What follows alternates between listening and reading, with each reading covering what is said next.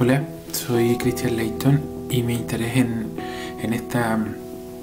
oportunidad es poder contarles de algunos aspectos críticos en la implementación de las políticas sociales. El objetivo de esta clase y de este video es fundamentalmente proponerles algunos aspectos críticos y distinciones conceptuales que nos sirven para el análisis de las políticas sociales. Particularmente les quiero comentar en torno a los arreglos institucionales para la articulación, específicamente la propuesta de los modos de gobernanza operacional, algunos elementos conceptuales y algo de economía política de la articulación y la coordinación, y finalmente el rol de los profesionales de nivel de callo de primera línea o street level bureaucracy, y cómo estos tres elementos nos ayudan, por un lado, a analizar políticas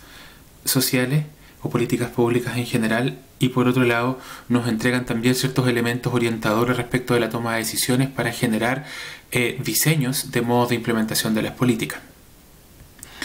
Primero me gustaría contarles que esta discusión y estas tensiones se generan en un escenario en el cual tenemos una relación entre tres esferas muy relevantes de cualquier sociedad: Estado, mercado, sociedad civil. Fundamentalmente eso se cristaliza en una relación bien compleja en el ámbito de la política social, puesto que en la definición de hace ya 3 o 4 décadas de los estados, la mayoría de los estados de América Latina, de tornarse un estado subsidiario y descentralizar y privatizar parte de la implementación de las políticas sociales, implica entonces que tiene relaciones con organizaciones de la sociedad civil o con organizaciones con fines de lucro en el mercado, a quienes les compra servicios para implementar la política social. Y al mismo tiempo se generan nuevas relaciones entre organizaciones propiamente del mercado, particularmente grandes empresas que empiezan a generar sus propias fundaciones a propósito de incentivos tributarios que entrega el Estado y que empiezan a implementar programas e intervenciones sociales en las comunidades. Entonces, en ese escenario en donde las relaciones entre Estado, mercado, sociedad civil, entre mandantes y ejecutores y entre equipos que dependen en algunos casos de alguna institución o algún actor público, en otros casos de una empresa privada y en otros casos de fundaciones o corporaciones, pero que corresponde trabajar en conjunto para llevar a cabo una política social, se generan ciertas tensiones, y es en ese contexto en que me gustaría plantearles estas tres ideas de cómo estas tensiones se pueden ver reflejadas y se pueden analizar y orientar desde la propuesta de modos de gobernanza, desde las nociones de coordinación, sus facilitadores, sus obstaculizadores y los equipos de primera línea. Entonces, a partir de este escenario vamos viendo cada uno de estos temas. Primero, es importante marcar que cuando uno revisa la literatura respecto de los estudios de implementación de política, puede distinguir relativamente claramente tres generaciones, ¿sí? La primera es el estudio de la implementación o la lógica para entender la implementación bajo el modelo de arriba hacia abajo o top-down, ¿sí? En donde lo que se visualiza y particularmente los análisis están dados en cuánto se diferencia o cuánto se distancia la implementación respecto de aquello que se diseñó, y en general se habla, por ejemplo, de fallas de implementación como una idea de traducción o transferencia lineal entre el diseño de la política y la implementación de la política, y si hay algún cambio y si hay algún resultado no esperado o algún efecto no deseado en el impacto de la política, se debe o se explicaría por alguna falla en la implementación de la política. En el segundo gran modelo es el contrario, digamos, al primero, que tiene que ver con el modelo bottom-up, en donde fundamentalmente de lo que se habla es de cómo se analiza la política a partir de los procesos de implementación, ¿sí? De la relación de los actores, de la relación de los actores con los ciudadanos, y en ese proceso de negociación entre los implementadores, ¿sí? En el nivel local y territorial, es donde se juega el éxito o el fracaso de la política. Y entonces ahí tenemos autores como Bardach y Lipsky que están en esa perspectiva. Y luego aparecen hacia finales de los 70 y particularmente en la década del 80 una nueva generación que intenta hacer una articulación entre los estudios y los enfoques previos, que algunos denominan estudios híbridos de implementación de política, que intentan hacer más compleja la perspectiva de análisis y la interpretación respecto del éxito, el fracaso o la interacción que se da entre los actores que se involucran en el proceso de implementación de una política. Y ahí tenemos algunos de los temas que abordan este grupo, ¿sí?, de la tercera generación de procesos de implementación de política. Tiene que ver con la efectividad en la implementación, con los modos de gobernanza, que es algo de lo que les quiero hablar ahora, de la articulación y la coordinación, de la economía política en estos modos de articulación, y los obstáculos facilitadores y las explicaciones a todo ello, ¿sí?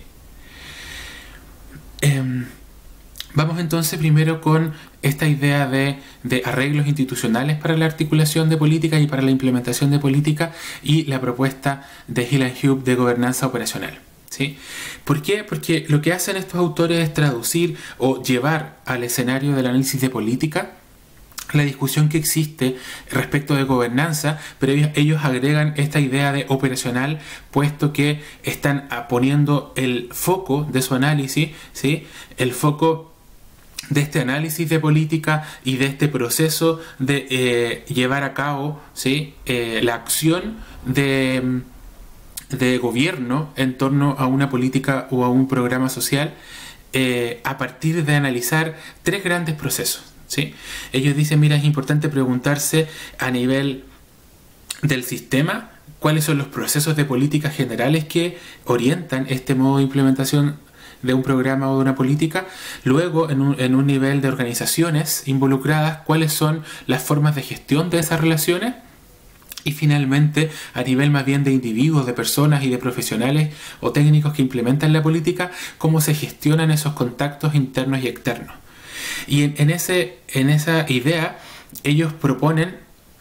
este esquema analítico, ¿sí?, que insisto que nos sirve tanto para analizar cómo está organizado un modo de implementación o un modo de gobernanza de la implementación de una política, pero al mismo tiempo nos da ideas respecto de cómo orientar los procesos de implementación. Y ellos distinguen tres grandes modos de gobernanza operacional. Una, que sería el enforcement, que es la segunda columna de este esquema,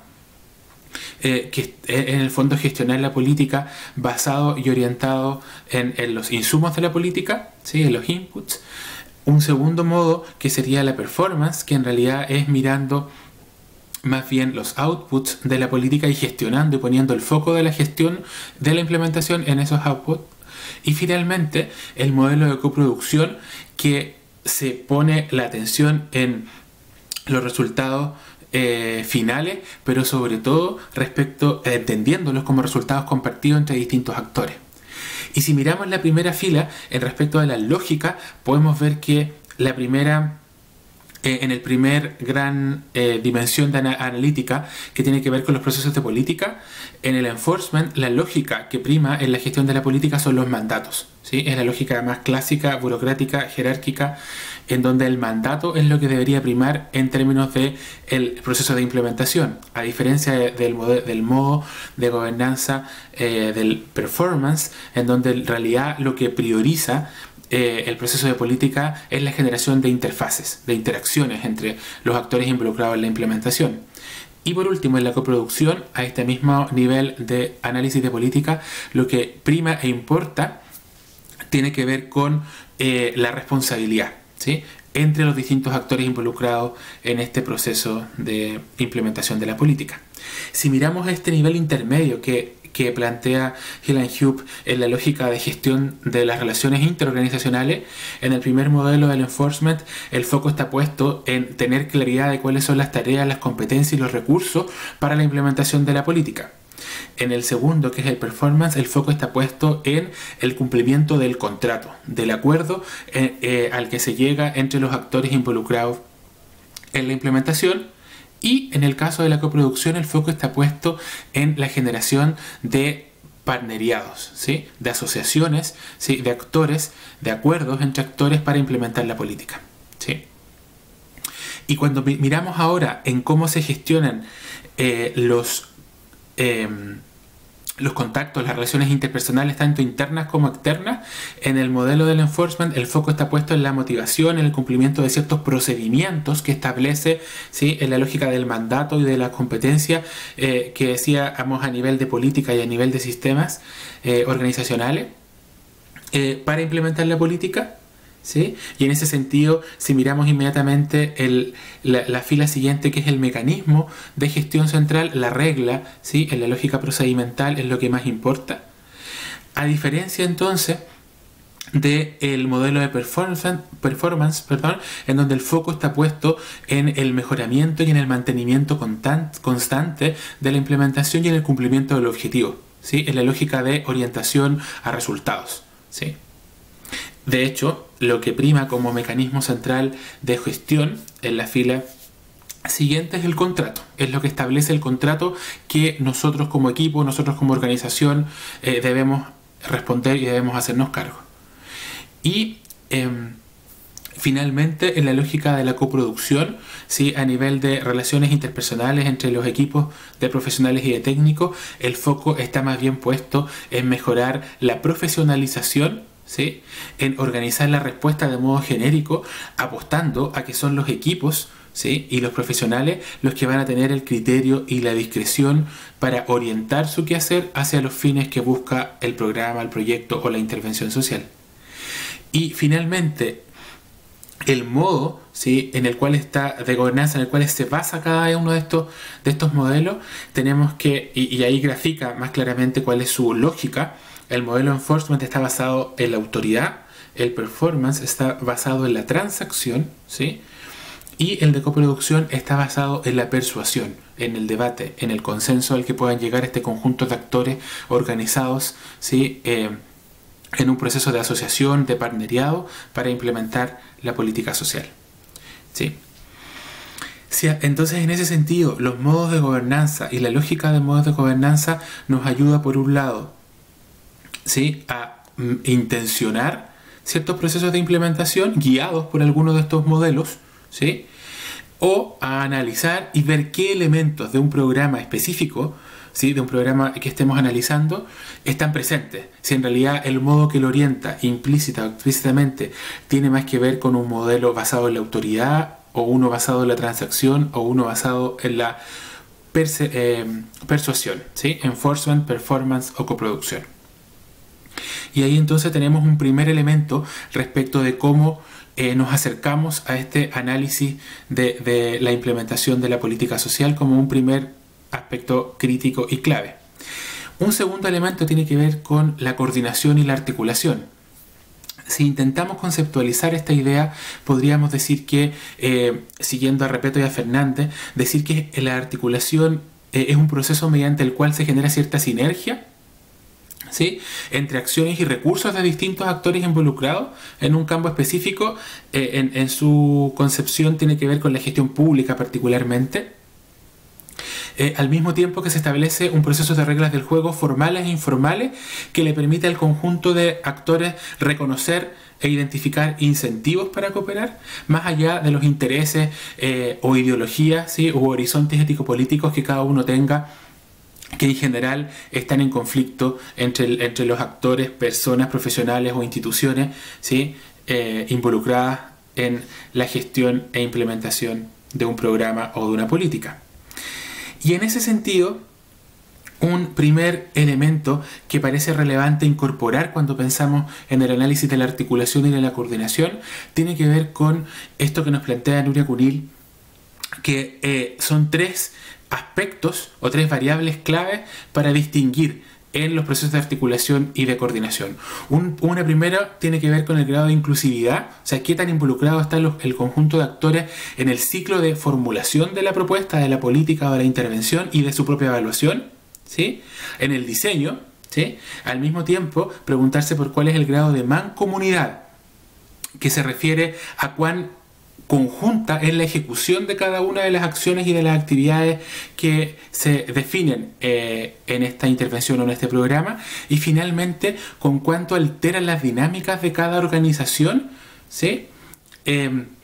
cuánto cambian esas dinámicas respecto de cómo venían ejecutando individualmente acciones cada una de estas instituciones y cómo ahora se modifican a propósito del trabajo conjunto. Otra de las distinciones que es relevante considerar en la discusión respecto de articulación y de coordinación tiene que ver con esta distinción que nos proponen Corbett y Noyes respecto de los niveles de intensidad. Ellos ordenan y establecen niveles de intensidad de la articulación y de la coordinación partiendo desde el más básico, que es la comunicación, donde la lógica es simplemente intercambiar información con los actores con los cuales estamos definiendo, coordinarnos o articularnos en el proceso de implementación de una política. Un otro nivel un poco más ambicioso es la cooperación, en donde avanzamos a revisar en estos grupos de trabajo, en grupos consultivos, en comité, revisar y aprobar planes, en definir procesos de monitoreo cooperativo, etc. Y así vamos avanzando en intensidad y en exigencia de la coordinación a nivel de denominado coordinación, colaboración, convergencia y finalmente el consolidación, en donde ya casi hay una indiferenciación y se genera casi una nueva organización de trabajo conjunto, en donde se establecen coordinaciones específicas y articulación de las operaciones, las políticas, los presupuestos del personal, ¿sí? Simetrías de poder entre los actores involucrados en la implementación de la política. ¿Y por qué creo que esta idea de la intensidad de la articulación es tan importante? Porque en general el debate y el discurso respecto de la coordinación aparece en general como un deseo, como algo deseable, al que todos deberíamos aspirar y trabajar y avanzar en función de esa coordinación, que generaría un bien en sí mismo para mejorar la integralidad de la intervención o de los programas, ¿sí? Para reducir costos, ¿sí? Para optimizar los recursos en lógica de eficiencia o para ser más efectivo en términos de el trabajo que hacen los distintos equipos con una misma familia o con una comunidad particular. Y entonces en esa lógica creo que esta distinción nos aporta el preguntarnos si efectivamente necesitamos llegar al nivel más exigente, ¿sí? De articulación y de coordinación o no, ¿sí? O si en realidad agregamos valor, ¿sí? O generamos ventajas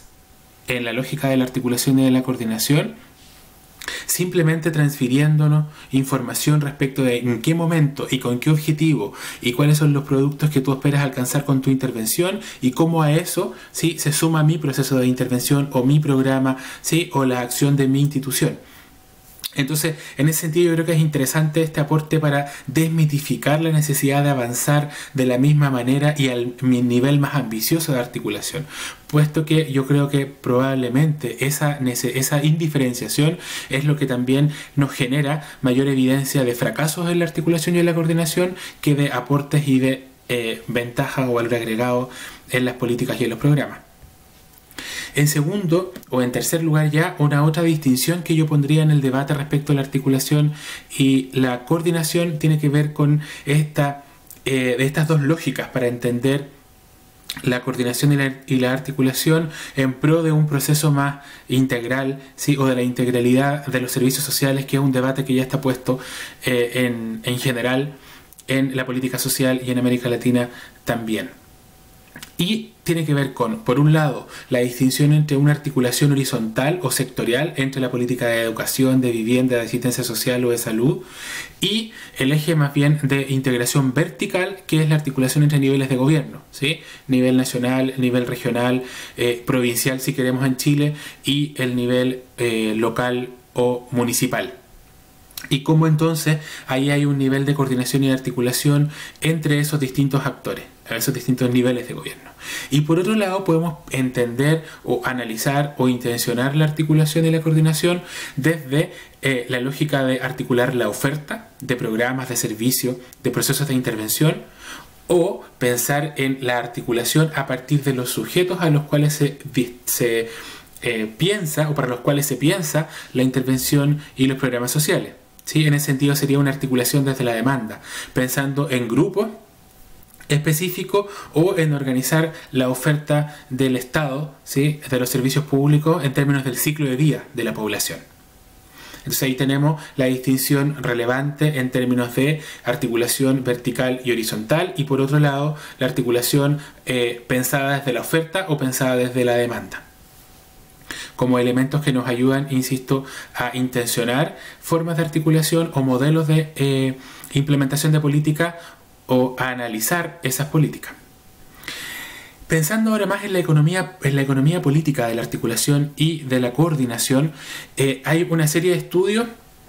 que se han realizado en Chile y en general en América Latina, que ordenan estos obstáculos y estos aportes a la articulación en la siguiente lógica. Por un lado,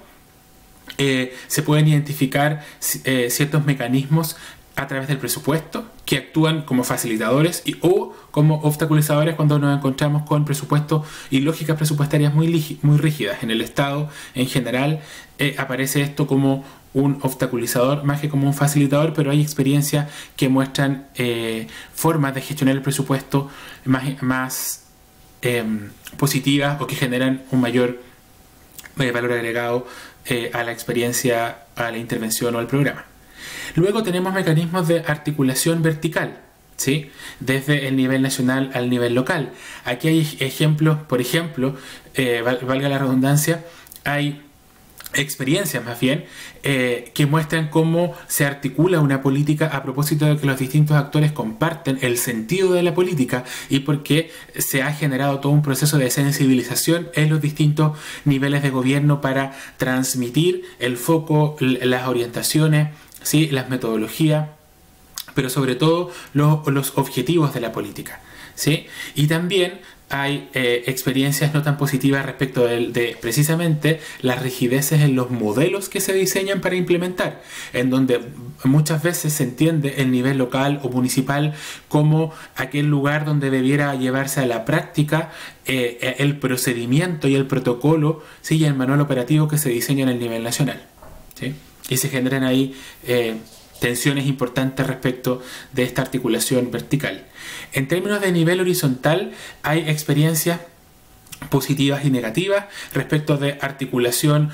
a propósito de la instalación de mesas o comités de gestión intersectorial. También hay algunos casos en donde esto no conduce a ningún resultado relevante, no a ninguna ganancia en términos o a ninguna agregación de valor en términos de efectividad de la intervención en alguna de las dimensiones que podamos definir o de los criterios que podamos definir como de efectividad. Y en algunos casos, y sí, sobre todo en una región como la latinoamericana, en donde la focalización está instalada a propósito del propio modelo neoliberal y particularmente de la definición, o consistentemente con eso, de la definición de un Estado subsidiario, los criterios de focalización en aquellos programas que han coordinado esos criterios, ¿sí? Que han definido, por ejemplo, focalización comunitaria y luego de la focalización comunitaria o de territorio, con participación de la comunidad han definido familias, ¿sí? o sectores o individuos, también aparecen o se destacan en algunos estudios como aspectos positivos en la articulación, en ese caso horizontal, entre distintas instituciones o actores en un mismo nivel territorial. Podemos también identificar ciertos mecanismos de control que ayudan a la coordinación, como la rendición de cuentas, la necesidad de rendición de cuentas conjunta. Aquí hay experiencias muy interesantes a nivel nacional y a nivel internacional. Les voy a dejar al final del video algunas referencias y algunas recomendaciones de bibliografía que avanzan en mostrar casos particulares de programas y de política en la región que muestran ejemplos de esto. En términos de mecanismos informales, y esto es súper interesante porque en general, ¿sí? Cuando se hacen análisis generales de articulación en lógica de fallas, por ejemplo, de modelos de implementación, no se visualiza el valor que tienen los instrumentos, los mecanismos, ¿sí? Las relaciones informales, como la idiosincrasia, la generación de confianza en los equipos de nivel local, por ejemplo, el valorar la experiencia y el trabajo conjunto e invertir en aquello, e incluso generar desde los equipos o desde el nivel nacional un amplio respaldo político, ¿sí? Aquí hay ejemplos muy interesantes como por ejemplo el Brasil sin miseria, en donde en su minuto Dilma Rousseff,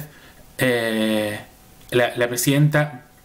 fue firmando convenios de colaboración y generando un soporte político muy potente con cada uno de los estados en Brasil y de los equipos que estaban a cargo de esa implementación. Y ahí hay efectivamente un ejercicio de articulación a nivel nacional muy importante. En un nivel local les puedo contar de algunos estudios que se han hecho de articulación, por ejemplo, el Chile Crece Contigo, de las redes locales del Chile Crece Contigo, que muestran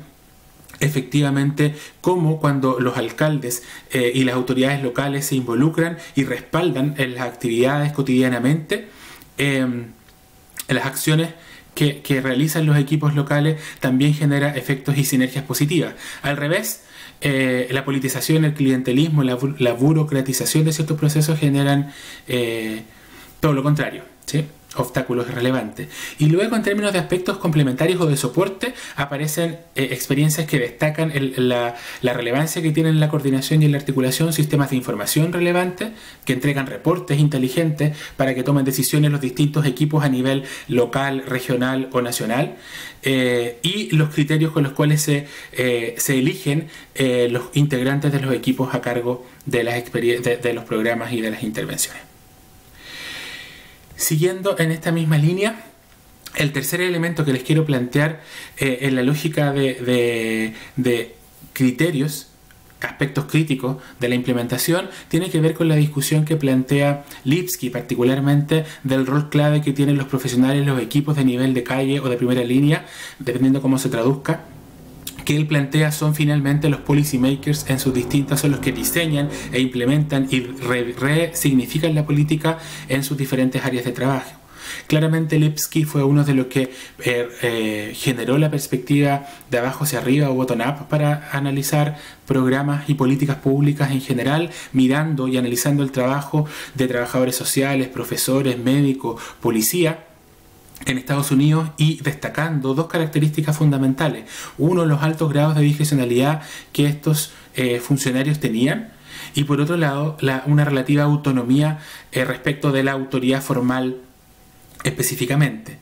Esta lógica de mirar los equipos profesionales de primera línea nos permite analizar al menos, mucho más, pero al menos me gustaría destacar tres aspectos. Uno es mirar la capacidad de agencia que tienen nuestros equipos locales, ¿sí? Cómo utilizan esa capacidad de agencia, cómo resignifican, traducen e implementan, adecúan la política a las particularidades territoriales o no. Por otro lado, cuáles son los niveles de discreción, ¿sí? O cómo utilizan esas formas de discreción, qué conductas o qué mecanismos generan los equipos y los profesionales de primera línea, los técnicos de primera línea, para afrontar la tarea que tienen que realizar de cara a los ciudadanos. Y otra línea tiene que ver con cómo se revisan los actos de resistencia que generan estos profesionales, ¿sí? Tanto individual como colectivamente, y que permiten generar ciertas dinámicas que en ocasiones van incluso a contrapelo de lo que uno podría decir son los objetivos de la política. Y entonces, para ir redondeando, la idea era marcar, de este video era marcar tres aspectos críticos para análisis de la política pública: los modos de gobernanza, conceptos de articulación y economía política de la articulación, y el rol de los profesionales de primera línea, porque estos tres aspectos nos sirven, por un lado, como elementos analíticos para mirar procesos de intervención social, programas y políticas sociales, pero al mismo tiempo nos entregan elementos para orientar decisiones al interior de estos programas y al interior de estos equipos en el proceso de ejecución de las actividades que están asociadas a estos programas, ¿sí? Entonces nos sirve como criterio analítico y nos sirve como orientador de la decisión. Finalmente, les dejo acá alguna bibliografía que permite profundizar en estas discusiones, que permite ver resultados también de estos análisis de economía política y de discusiones conceptuales respecto de articulación, de coordinación, de los modos de gobernanza, ¿sí? Y de profesionales de primera línea. Y también les dejo mis correos electrónicos por si alguien quiere compartir alguna reflexión o consultar por alguna otra bibliografía, o simplemente generar un diálogo a partir de estas ideas que les acabo de compartir. Que estén muy bien, un gusto.